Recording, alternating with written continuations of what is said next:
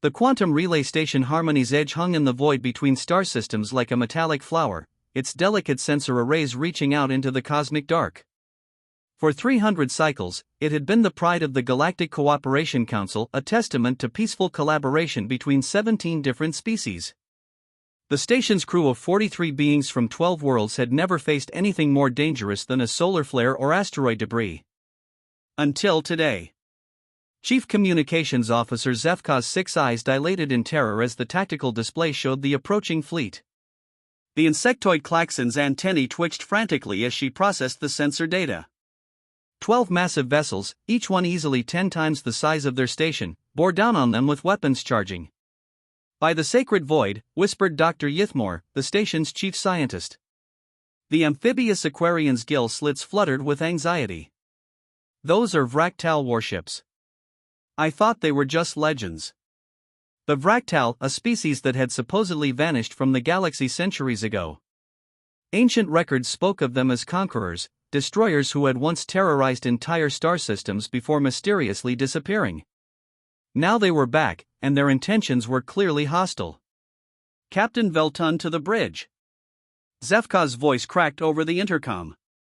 The Etherian captain materialized moments later, his translucent form shimmering with stress patterns. "Report," he commanded, his voice carrying the harmonic undertones of his species. "Vractal fleet, sir. 12 ships, closing fast. They're not responding to our hails, and their weapons are hot." Captain Veltun's form flickered as he processed this information.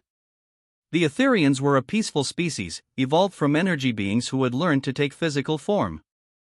They had never encountered true military aggression. "Defensive capabilities?" he asked, though they all knew the answer. "Minimal, sir. We have basic shields and one small plasma array meant for clearing debris." "Against this." Zefka gestured helplessly at the display. The lead Vractal ship was now close enough for detailed scans. It was a nightmare of angular black metal and pulsing red energy conduits. Weapon ports lined its hull like the eyes of some cosmic predator. The other ships in the formation were equally menacing. "Sir," called out Navigator Prinsu, a 4-armed tetran whose species was known for their mathematical precision. They're not stopping. Impact in 14 minutes. Captain Veltun made a decision that would change everything. "Send out a general distress call. All frequencies, all languages. Code red emergency." "Sir, the nearest Cooperation Council fleet is 17 light-years away." "Even if they responded immediately." "Do it." Zefka's claws danced over her console, crafting the message that would reach across the void. She included everything: their location, the threat, the hopeless odds. The message burst out from their transmitters at faster-than-light speeds, carried by quantum entanglement to every major communication hub in the galaxy. Most species would receive it, catalog it, and file it away as another tragedy they were too far away to prevent. But the message would reach one species that the Galactic Cooperation Council had only recently made contact with, a species that had just joined the galactic community after achieving faster-than-light travel. A species from a world called Earth. Admiral Sarah Chen stood on the bridge of the UES Defiant, humanity's first deep space battleship, watching the holographic display that showed their current mission parameters. The ship was 3 months out from Earth, conducting what the brass called a friendship tour, showing the flag to various alien worlds, demonstrating that humanity was peaceful and ready to take its place in the galactic community. Chen had her doubts about the peaceful part. Humans had a tendency to find trouble, and in her experience, the universe was happy to oblige. "Admiral," called out Communications Officer Lieutenant Maria Santos, "we're receiving a distress signal." It's bad, ma'am." Chen turned from the display, her weathered face showing the calm that came from 30 years of military service. "Put it through." The bridge speakers crackled to life with Zefka's voice, translated by the ship's AI. "This is Harmony's Edge relay station. We are under attack by unknown hostiles. 12 capital ships. We have no effective defenses. Please, if anyone can hear this, we have 43 souls aboard. We need immediate assistance." The message repeated, growing more desperate with each iteration. Chen could hear the fear in the alien's voice, fear that transcended species barriers. Ma'am, Santos continued, I'm picking up similar distress calls from 2 other locations. Same attackers, same description. These Vractal, they're hitting civilian targets. Chen's jaw tightened. In her younger days, she'd served in the resource wars, seen what happened when predators were allowed to run free. Navigation, how far to the nearest incident? Harmony's Edge Station, ma'am. 47 light-years. We could be there in 18 hours. Sir, interrupted Commander James Wright, the ship's executive officer, our orders are to maintain course to the Centauri Diplomatic Conference. We're not supposed to engage in hostile action without explicit authorization from Fleet Command. Chen looked at him with the expression that had made her legendary among the junior officers.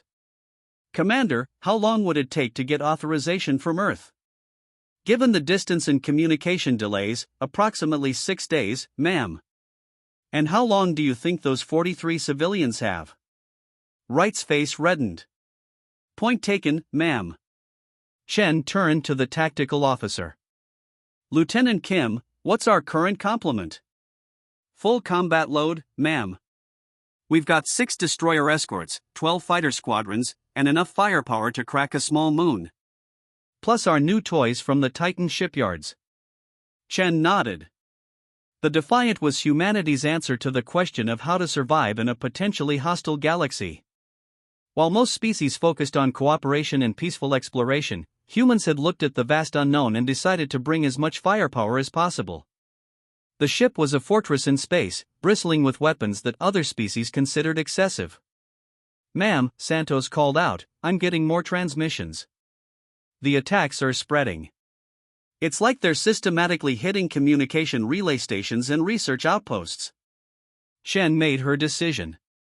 All hands, battle stations. Navigation, plot a course for Harmony's Edge, maximum burn. Communications, send a message to the rest of the Terran fleet.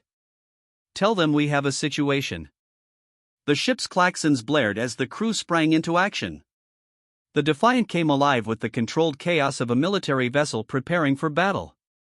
In the corridors, Marines checked their weapons and sealed their armor. In the launch bays, fighter pilots ran through pre-flight checks. But Chen wasn't just preparing one ship for battle. She was about to unleash something the galaxy had never seen before. Ma'am, Santos said, I'm getting responses from the other ships in the fleet. The Thunderchild, Sovereign, and Retribution are all adjusting course to rendezvous with us. Admiral McKenna aboard the Sovereign is requesting orders. Chen smiled grimly. The Terran fleet wasn't just one ship, it was an entire battle group that had been scattered across 3 star systems on diplomatic missions. Each ship was a match for anything the major powers could field, and together they represented the concentrated military might of humanity. Tell Admiral McKenna that humanity is about to make a statement. We're going to show the galaxy what happens when you threaten civilians in our presence. As the Defiant accelerated toward the battle zone, Chen reviewed what they knew about the Vractal from the galactic databases. The information was sparse, most of it was classified as mythology or ancient history. But what little existed painted a picture of a species that had once terrorized half the galaxy before vanishing without explanation. Commander Wright, she called out, I want everything we have on these Vractal. History, technology, tactics. If they're as dangerous as the reports suggest, we need to know what we're up against. Wright nodded and moved to coordinate with the intelligence section. Chen remained on the bridge, watching the stars streak past as they raced toward what might be humanity's first real test in the galactic community. She had no idea that her decision to respond to the distress call would trigger the largest military mobilization in human history. Captain Velton watched helplessly as the Vractal ships closed in on his station. The alien vessels had ignored every attempt at communication, every offer of surrender. They wanted destruction, pure and simple. Sir, Zefka reported, multiple responses to our distress call. But the closest ships are still hours away. How long do we have? 6 minutes until they're in optimal firing range. Velton's form flickered with resignation. The Etherians believed in the sanctity of all life, but they also understood when a situation was hopeless. He began composing a final message to send to his homeworld, a last goodbye to his bonded mate and their offspring. That's when the impossible happened. Sir! Zefka's voice cracked with excitement. New contact. Single ship, but it's massive. The tactical display updated to show a new vessel dropping out of faster-than-light travel. It was unlike anything in the galactic database's angular where most ships were curved, bristling with weapon arrays that seemed almost excessive. The ship was painted in stark white and blue, with symbols that the universal translator couldn't interpret. They're hailing us, Zefka reported, her antennae twitching with confusion. Put them through. The view screen activated, showing the bridge of the alien vessel.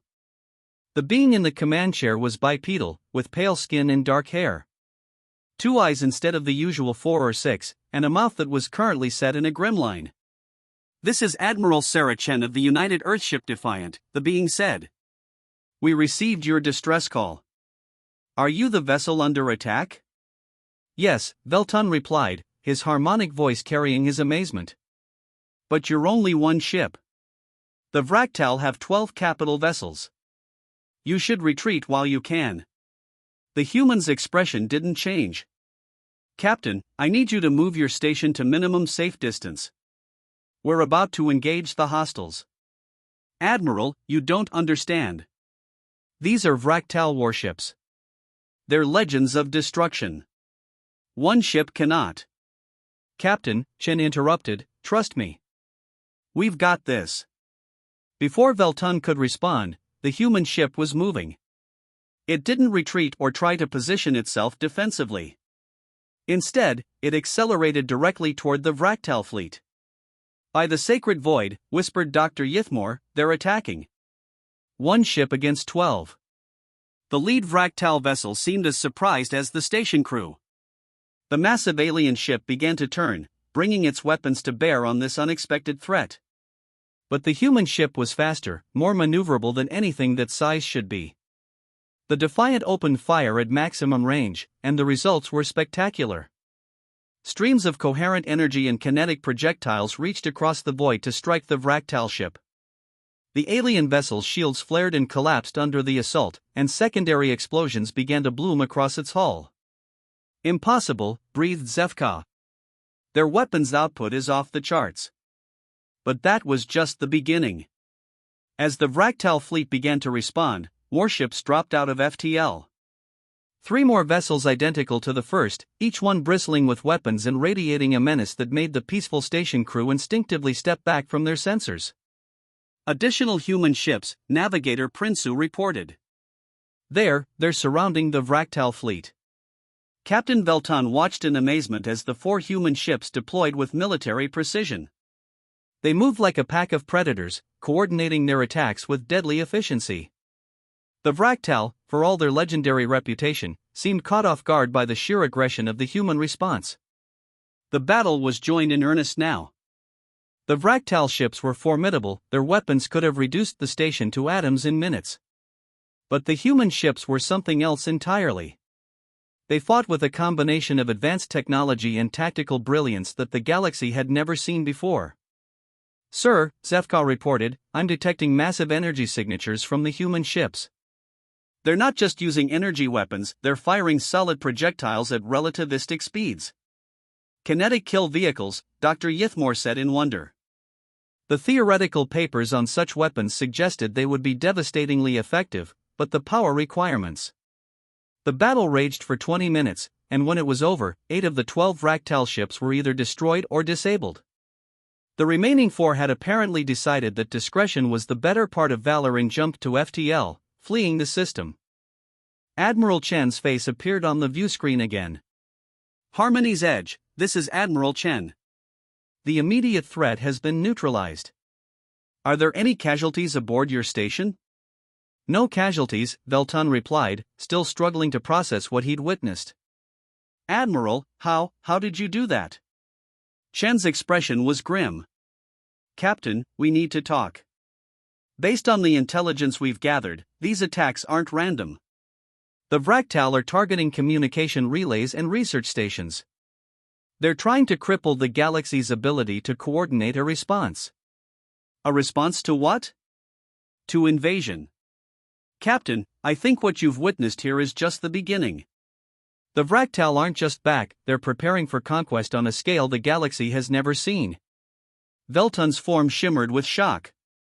But surely the Galactic Cooperation Council will respond. We have treaties, mutual defense pacts. How long would it take to mobilize a council fleet? Months, at minimum. The bureaucracy alone. Chen nodded grimly. Then we have a problem. Because based on what we're seeing, you don't have months. You have weeks, maybe days. What do you suggest? For the first time since the battle began, Chen smiled. It wasn't a pleasant expression. Captain, I suggest you send out another message. Tell every world in the galaxy that humanity is calling for volunteers. Tell them that if they want to survive what's coming, they need to choose a side. And what side is that? The side with the biggest guns. The emergency session of the Galactic Cooperation Council convened in the massive amphitheater on Proxima Station, the political heart of the galactic community. Representatives from dozens of species filled the tiered seating, their various forms creating a rainbow of shapes and colors that normally would have been a testament to diversity and cooperation. Today, it looked more like a panic room. Council Speaker Mordain, an ancient Vorthan whose crystalline form had presided over the council for 2 centuries, called the session to order with harmonics that translated as barely controlled fear.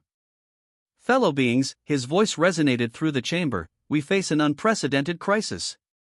The Vractal have returned, and their attacks have already claimed 17 civilian installations. More than 400 souls have been lost, and the attacks show no sign of stopping. A ripple of distress ran through the assembly. Species that had only known peace for generations were suddenly confronted with the reality of warfare on a galactic scale. The situation is worse than we initially reported, continued Mordain. Our intelligence networks have been severely compromised. The Vractal seem to know exactly which targets to hit to maximize disruption to our communications and supply lines. Representative Kixnor of the Avarian Collective, a being that resembled a cross between a bird and a praying mantis, spoke up. Speaker Mordain, what military assets do we have available to respond to this threat? The Third Fleet is in the Vega system, 47 light-years from the nearest attack site. The Fifth Fleet is conducting training exercises in the Arcturus sector. Combined, we have approximately 200 vessels of various classes. And the Vractal? Unknown. Our estimates suggest they have at least 50 capital ships, possibly more. But the real concern is their technology. The ships we've encountered are far more advanced than anything in our databases. The chamber erupted in frightened chatter. 200 council ships against 50 Vractal vessels might seem like good odds, but everyone present knew that technological superiority could easily overcome numerical advantage. There is one other matter, Mordain continued, his harmonics taking on a puzzled tone. We have received reports of unusual intervention at several attack sites. A species calling itself humanity has responded to distress calls and engaged Vractal forces with considerable success. Representative Zilkoth of the Hexapod Consortium, a being that looked like a mechanical spider, clicked his mandibles in confusion. Humanity? I don't recognize that species designation. They are new to the galactic community, Mordain explained. Recent members, still in their probationary period. They've been conducting what they call friendship tours with various worlds. And they've been engaging in combat? This from Representative Yarvel of the Pacifist Union, whose entire species had evolved beyond the concept of violence. Successfully engaging in combat, Mordain corrected. Reports from Harmony's Edge Station indicate that 4 human ships destroyed or disabled 8 Vractal vessels with minimal losses. The chamber fell silent. The mathematics were staggering. If the reports were accurate, human ships were operating at a combat efficiency that defied belief. Speaker, called out Representative Fin Azul of the Merchant Coalition, what do we know about these humans? Mordain's form pulsed with uncertainty. Very little. They are a relatively young species, carbon-based, from a world they call Earth. They achieved faster-than-light travel only recently and have been eager to establish diplomatic relations. And their military capabilities? Unknown. They've been very secretive about their military assets, claiming they prefer diplomatic solutions to conflicts. A new voice cut through the discussion. Perhaps I can shed some light on that subject. All eyes turned to the chamber's entrance, where a figure in a crisp blue uniform stood waiting. The being was clearly one of the humans, bipedal, with the characteristic 2 eyes and strange flat face that marked their species. "I am Colonel David Harrison, military attaché to the Terran diplomatic mission," the human said as he walked down the center aisle. "I've been authorized by my government to address this assembly." Speaker Mordane's crystalline form flickered with surprise. "Colonel, this is most irregular. You are not on the agenda for this session." Harrison stopped at the center of the amphitheater, his posture radiating confidence. "Speaker, with respect, the Vractal attacks have changed the agenda for everyone. I'm here to offer assistance." "What kind of assistance?" "The kind that stops genocidal aliens from wiping out entire star systems." The bluntness of the statement sent another ripple through the assembly. Most galactic species approached conflict with subtlety and diplomatic nuance. This human seemed to prefer directness. "Colonel," Representative Kixnor interjected, "we've heard reports of human ships engaging Vractal forces." "Can you confirm these reports?" "I can do better than that," Harrison replied. "I can show you what happened." He activated a holographic projector, filling the center of the chamber with a three-dimensional recreation of the battle at Harmony's edge. The assembled representatives watched in stunned silence as human ships tore through the Vractal fleet with weapons that seemed to violate several known laws of physics. "As you can see," Harrison continued, "human ships are quite capable of dealing with Vractal technology. But what you're seeing here is just the beginning." "What do you mean?" Speaker Mordane asked. Harrison smiled, and somehow the expression made several representatives uncomfortable. "I mean that what you've witnessed is 4 ships operating independently. The Terran fleet has received new orders." "What orders?" "Total mobilization. Every military asset humanity possesses is being redirected to deal with the Vractal threat. Within 72 hours, you're going to see what humans do when someone threatens civilians in our presence." The chamber erupted in chaos. Representatives demanded to know how many ships humanity could field, what their intentions were, whether they could be trusted. Harrison waited patiently for the noise to die down.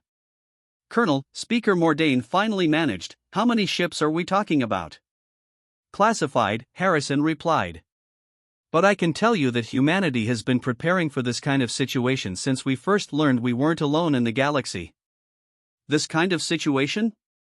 "Hostile aliens trying to conquer everything in sight. It's sort of our specialty." Representative Yarvel of the Pacifist Union stood up, his ethereal form radiating distress.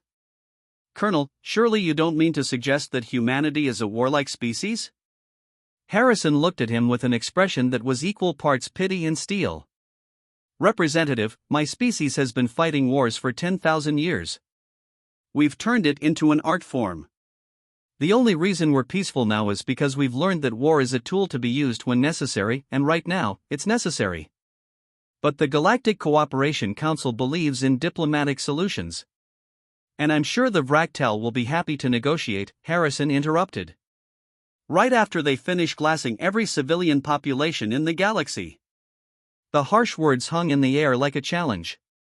For species that had grown up in a largely peaceful galaxy, the concept of species-wide warfare was almost incomprehensible. "What are you proposing?" Speaker Mordane asked. "I'm proposing that humanity handle this situation while the Council decides what it wants to do. We've already started mobilizing our fleets. Within a week, we'll have enough firepower in this sector to turn the Vractal fleet into cosmic dust." "And then what?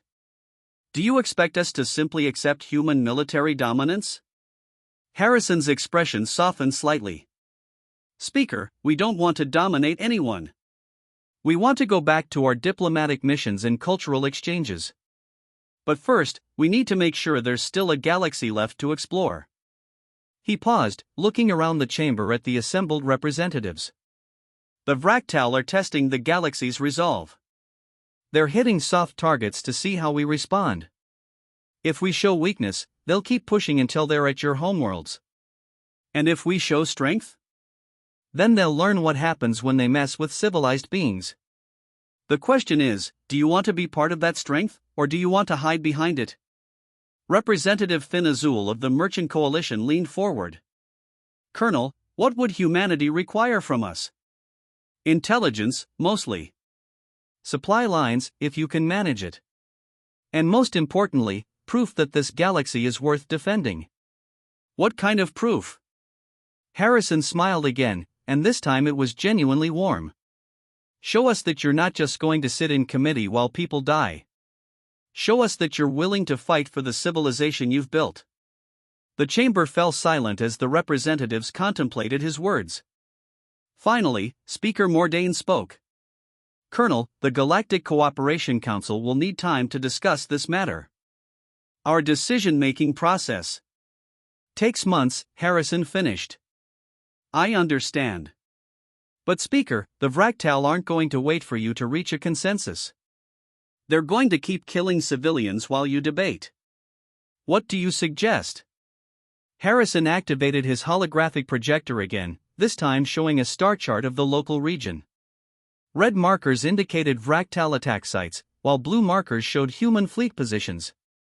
In 6 hours, the Vractal are going to hit 3 more civilian targets.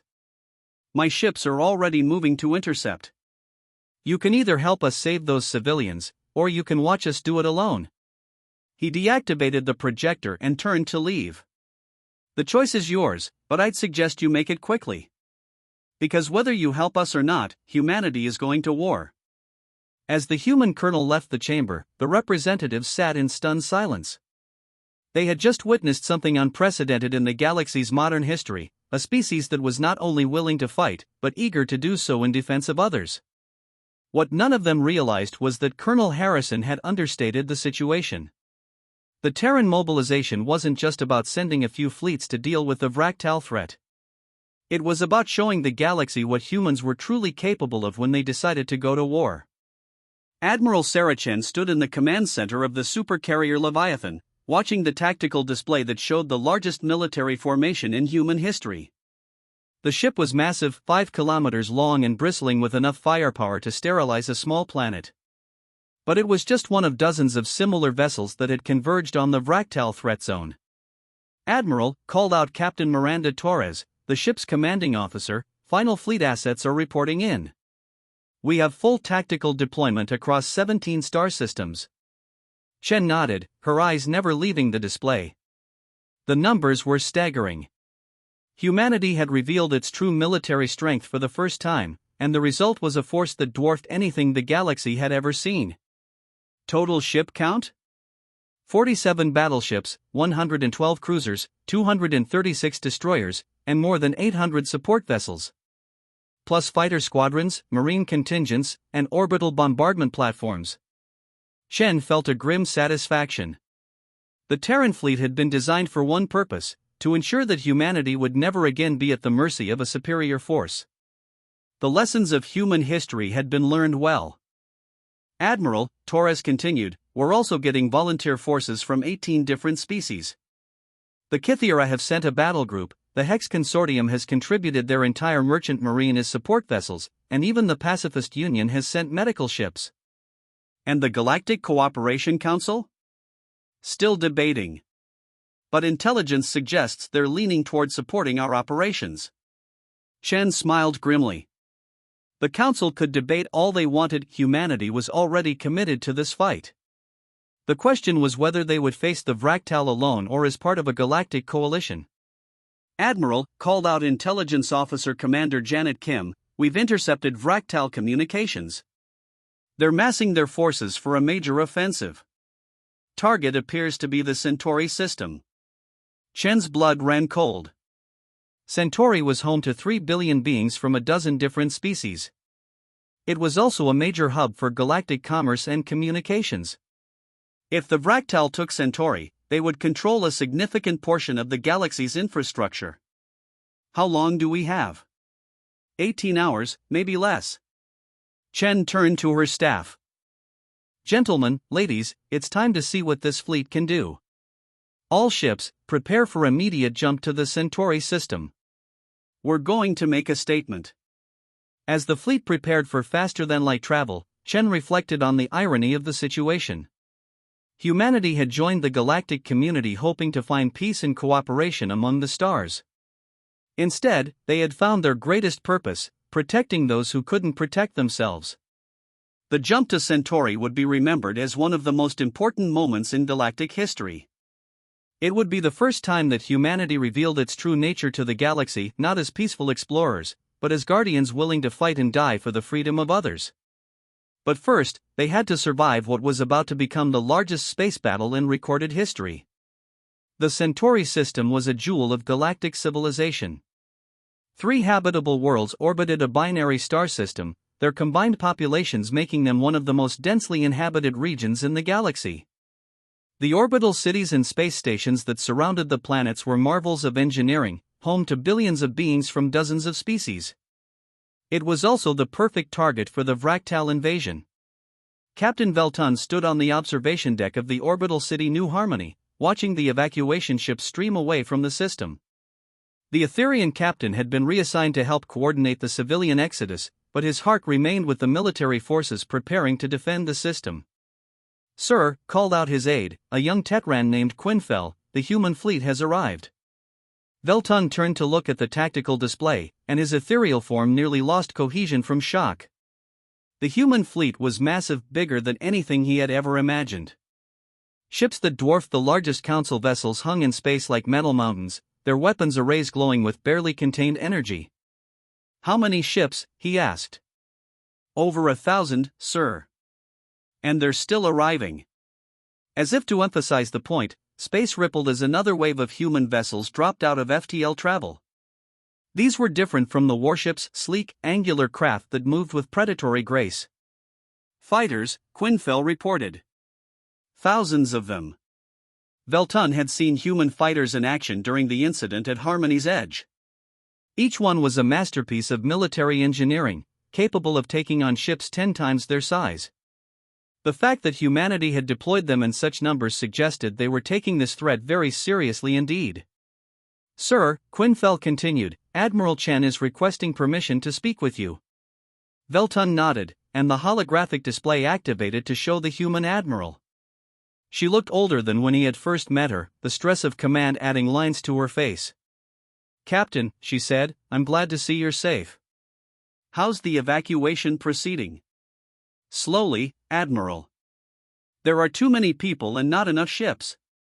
At current rates, we'll need another 48 hours to evacuate the civilian population." Chen's expression hardened. "We don't have 48 hours. The Vractal fleet will be here in less than 12. Then we need to hold them off." "Captain, you've seen what the Vractal can do. They're not just going to attack the military targets, they're going to go after the civilian populations. That's their strategy." Velton's form flickered with distress. "What do you suggest?" "I suggest you get everyone you can off those planets and onto the evacuation ships. Because what's about to happen here is going to make the battle at Harmony's Edge look like a training exercise." Before Velton could respond, alarms began blaring throughout the station. The tactical display updated to show new contacts at the edge of the system. "Vractal fleet detected," announced the station's AI. Estimated strength, 64 capital ships, over 200 support vessels. Chen's image flickered as she turned to consult with her staff. "Captain, I'm going to need you to coordinate with the evacuation effort. Keep those civilian ships moving, no matter what happens." "Admiral, surely you don't mean to engage them with the civilian population still in the system?" Chen looked back at him, and Velton saw something in her eyes that made his ethereal form shiver. "Captain, I mean to end this war before it really begins. The Vractal think they can terrorize the galaxy into submission. They're about to learn why that's a mistake." The connection ended, leaving Velton staring at the tactical display in horrified fascination. The human fleet was moving into formation, positioning themselves between the Vractal forces and the civilian populations. It was a classic defensive strategy, but the numbers were daunting. The Vractal had more ships, and their technology was reportedly superior to anything in the galactic databases. But as Veltun watched the human fleet deploy, he began to understand why Admiral Chen was so confident. The humans weren't just forming a defensive line. They were creating a wall of steel and energy that would have to be completely destroyed before the Vractal could reach the civilian populations. And from what he had seen of human determination, destroying that wall was going to cost the Vractal everything. Admiral Chen stood in the command center of the Leviathan, surrounded by holographic displays showing the deployment of both fleets. The Vractal were approaching in a classic invasion formation, a spearhead of capital ships supported by waves of smaller vessels. It was a formation designed to punch through defenses and deliver maximum destruction to the targets beyond. The human fleet was deployed in a very different formation. Instead of a single defensive line, they had created a layered defense with multiple fallback positions. But more importantly, they had positioned their most powerful ships not to defend, but to attack. "Admiral," called out Captain Torres, "all ships report ready for engagement." Fleet Admiral McKenna is requesting permission to commence Operation Thunderstrike. Chen nodded. Operation Thunderstrike was humanity's answer to the Vractal invasion strategy.